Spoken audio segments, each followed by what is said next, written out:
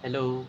So I am Shashi Amresh Shekhar और ये मैं बोल रहा हूँ एनआईटी श्रीनगर के हॉस्टल रूम से, जो कि सिचुएटेड है श्रीनगर कश्मीर में, इंडिया के टॉप पे, जम्मू कश्मीर के एक सिटी है श्रीनगर, वहाँ पे हज़रत बल में, डल लेक के पास। तो कहानी तो वहीं से स्टार्ट होती है, बच्चे से। त्रोनल पब्लिक स्कूल से मैंने अपनी स्कूलिंग करी है 12th तक।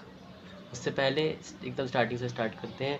हिमगिरी पब्लिक स्कूल से मैंने प्ले स्कूल, एलकेजी और नर्सरी वहाँ से करी। उसके बाद यूकेजी जंप किया था मैंने, और द्रोणा पब्लिक स्कूल में आके मैंने फर्स्ट 12th अपनी वहाँ से कंप्लीट करी। 10th के बाद मैंने साइंस स्ट्रीम ली, ऑब्वियसली नॉन मेडिकल, क्योंकि मुझे बायो अच्छी नहीं लगती थी और मैथ्स में मुझे बहुत इंटरेस्ट था।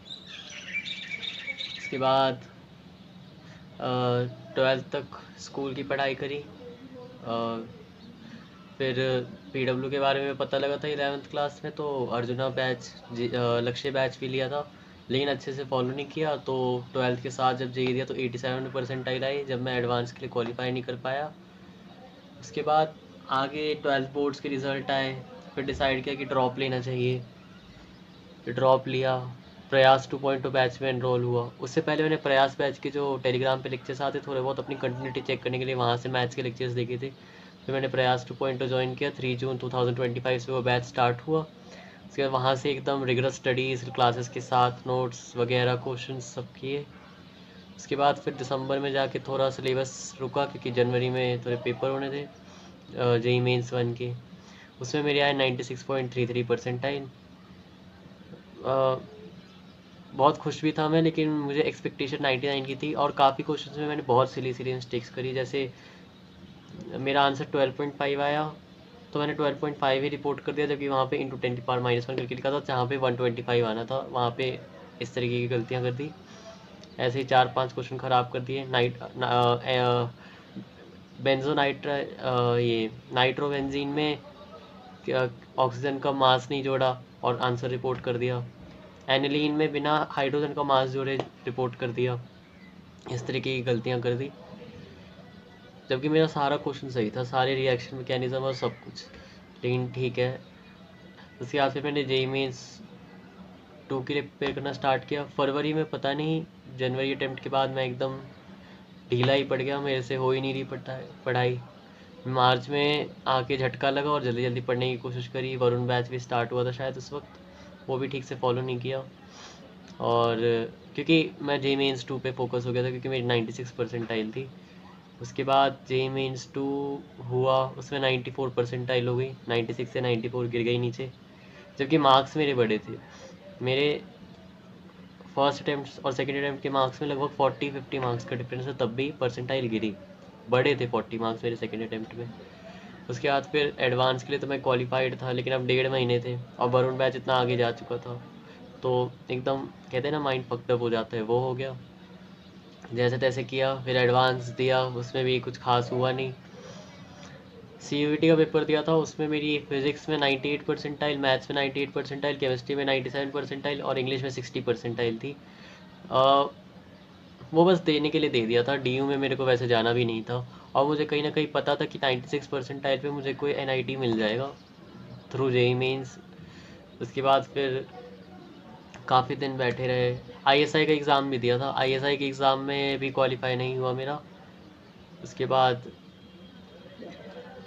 जब आगे फिर काउंसलिंग स्टार्ट हुई, जोसा काउंसलिंग हुई, 1 राउंड हुआ, 2 राउंड हुआ, 3 राउंड हुआ, फिर लास्ट राउंड 6th राउंड में जाके मुझे एनआईटी नागालैंड में मैकेनिकल इंजीनियरिंग अलॉट हुई मेरी रैंक पे। तो मैंने फ्रीज़ कर ली थी, जाना नहीं था, पेरेंट्स को भी था कि नागालैंड, मैं गुड़गांव में रहता हूँ, हरियाणा। तो अब इतनी दूर तो कोई जा नहीं सकता नागालैंड तक, या जा भी सकता तो पता नहीं कि वहाँ की एनआईटी कैसी होगी। उस टाइप से एनआईटी, वैसे एनआईटी होती है चाहे ऑल ओवर इंडिया कोई भी लो, बस पेरेंट्स को था थोड़ा। उसके बाद फिर मुझे कहीं ना कहीं दिख रहा था कि एनआईटी श्रीनगर में मिल जाएगा, लेकिन उसमें भी थोड़ी, मैंने काफ़ी मतलब दिनों से बोल रखा था कि एनआईटी श्रीनगर मिलेगा तो ले लूँगा।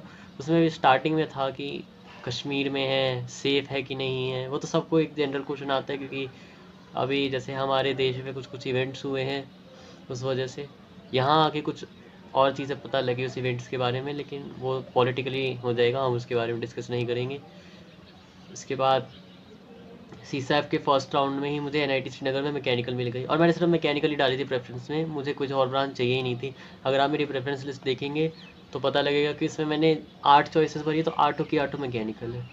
एनआईटी कुरुक्षेत्र में भी मुझे नहीं मिला होम स्टेट कोटा से, मेरी जनरल कैटेगरी है इसलिए। मेरी रैंक 55,595 बनी थी, 96.33 परसेंटाइल के आसपास पे।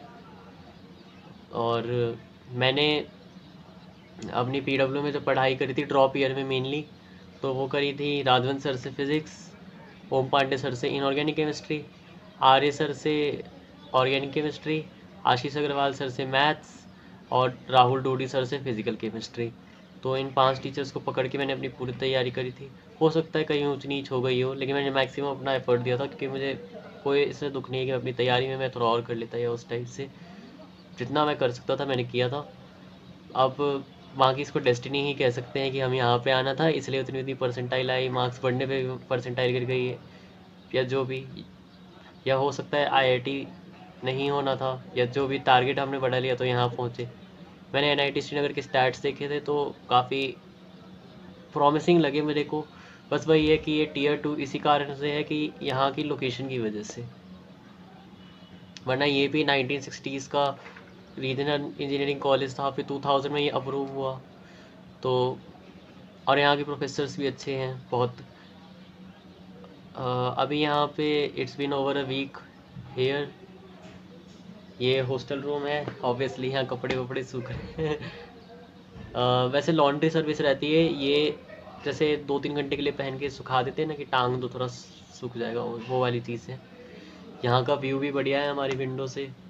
अभी हम फिगर आउट करने की कोशिश कर रहे हैं कि इंजीनियरिंग में करना क्या होता है, कैसे करना होता है, अभी वही सब चल रहा है।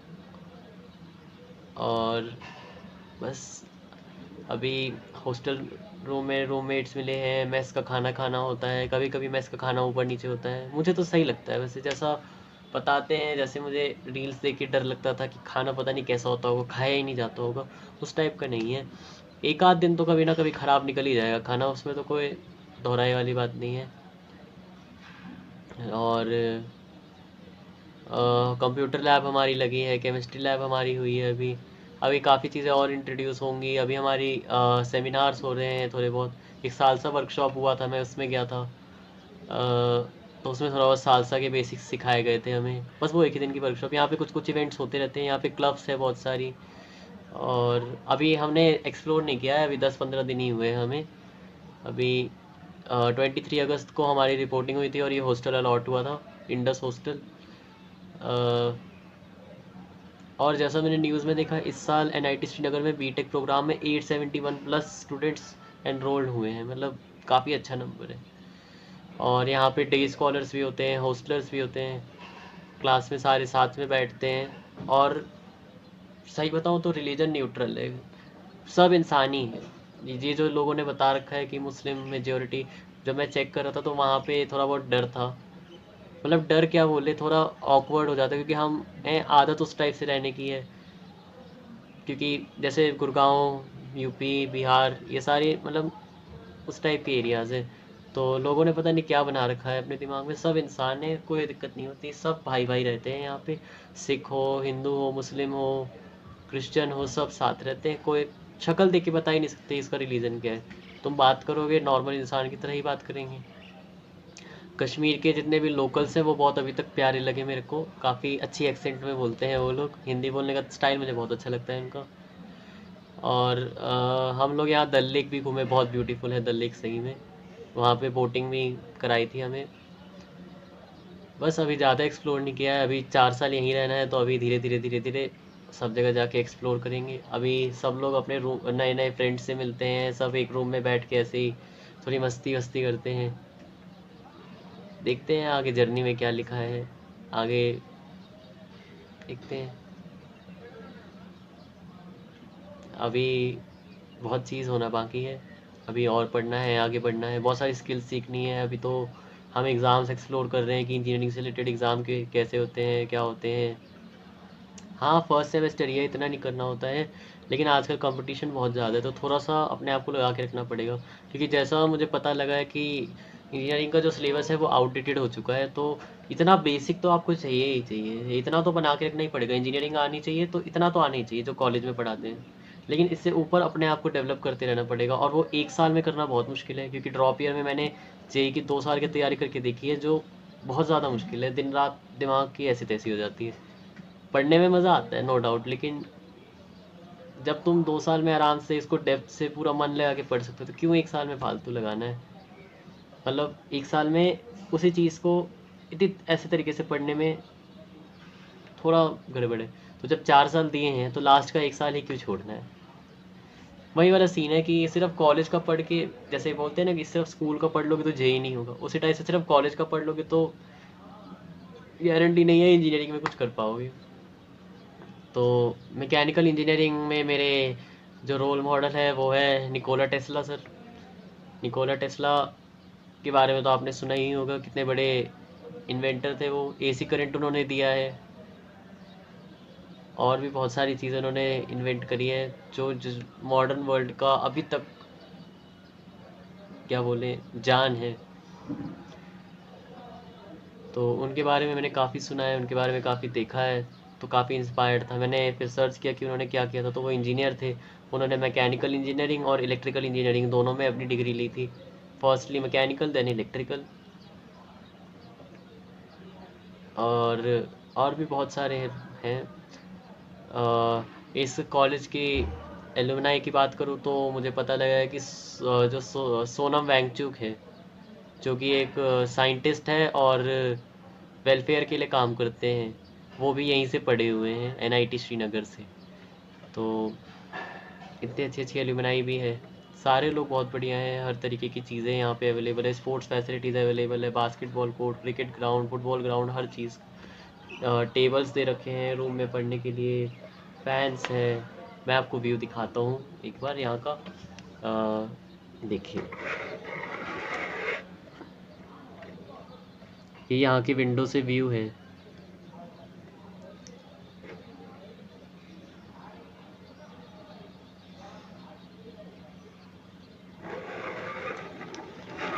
यही सब है। और अभी बस अभी यही सब चल रहा है। आज एक तरीके से मास फंक किया है हमने, क्योंकि आज बारिश हो गई थी। डे स्कॉलर्स भी बोल रहे थे हम नहीं आ पाएंगे, रात से बारिश हो रही थी, पूरा पानी भर गया है कैंपस में। और इसके बाद फिर सबने डिसाइड किया कि कोई भी नहीं जाएगा। टेक्निकली ना सही बताऊँ तो बोलना नहीं चाहिए, लेकिन एक बच्चे ने प्रोफेसर से बात करी थी, तो उन्होंने बोला कि अगर आप लोग नहीं आओगे तो हम लोग भी मतलब कुछ कर नहीं सकते, या पढ़ाएंगे नहीं, या क्लास नहीं होगी। तो सब ने डिसाइड किया कि जब प्रोफेसर ने ऐसा बोल दिया तो कोई नहीं जाएगा। तो हाँ, सबको मैसेज किए गए कि मास बंक होगा, जो गया हो देख लेना। तो उस टाइप से फिर आज कोई भी नहीं गया किसी भी क्लास में, तो क्लास कैंसिल हो गई एक तरीके से। अगर कोई एक बच्चा भी जाता है तो सबकी अटेंडेंस लग जाती है एब्सेंट।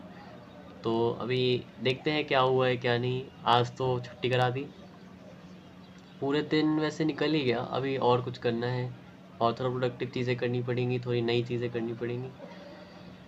तो बस ठीक है, और मिलते रहेंगे। अभी आज के लिए इतना ही। Thank you so much.